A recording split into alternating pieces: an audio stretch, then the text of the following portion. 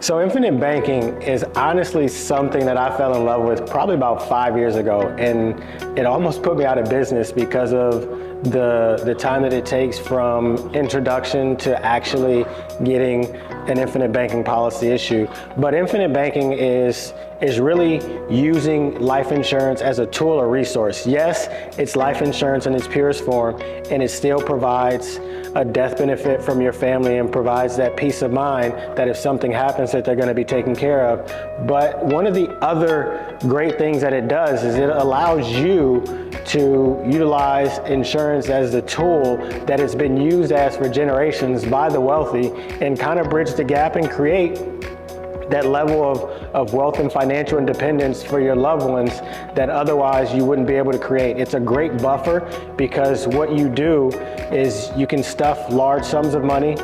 based on the way that it's structured into the insurance policy and essentially eliminate the need to depend on a financial institution or bank to fund a down payment on a house, to fund your real estate business, if you flip houses or do rehabs, to put a down payment or purchase a car and create your own repayment schedule, or if you just want to use it to help pay off your mortgage early or get out of debt early, because you could essentially cut down the interest rate on your credit cards by running those funds through your insurance policy and borrowing it from yourself to cut down that insurance rate that is typically pretty high on your credit cards so that you can pay those off more aggressively and more quickly and then pay yourself back on your own schedule while it truly grows uninterrupted. Now, there are certain things in certain conversations where people tell you to make sure that you talk to somebody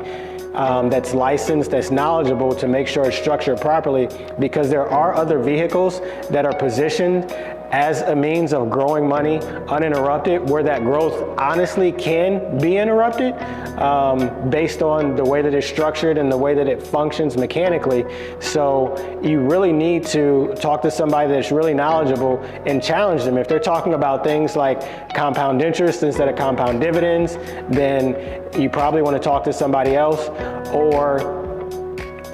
if the cost of insurance isn't consistent in the policy and it'll change throughout the life of the policy, then that's not what infinite banking was intended to be. That's a vehicle that they're using as infinite banking. It's kind of using a pickup truck as a tow truck, if that makes sense. Or somebody selling you a Civic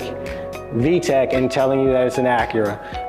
There's some subtle differences between the two that cause them to perform differently, but ultimately infinite banking is probably one of America's best kept secret that I'm honestly glad that's being uncovered now in the manner that it is, so that we can have those conversations openly and people more openly welcome those conversations, because it truly does benefit everybody at every level regardless of where you are in life, and it bridges the gap from where your family exists now socio and economic wise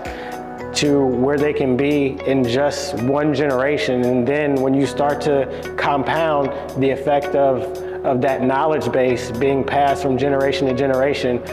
like really the sky's the limit and you can do anything that you want to do. So infinite banking is definitely something that I recommend for any and everybody, and you can participate at whatever level you exist at. I think you should definitely take advantage. If you have any questions about what this may look like for you, feel free to comment below or DM me, and we'll have a conversation about how this could affect and impact your family.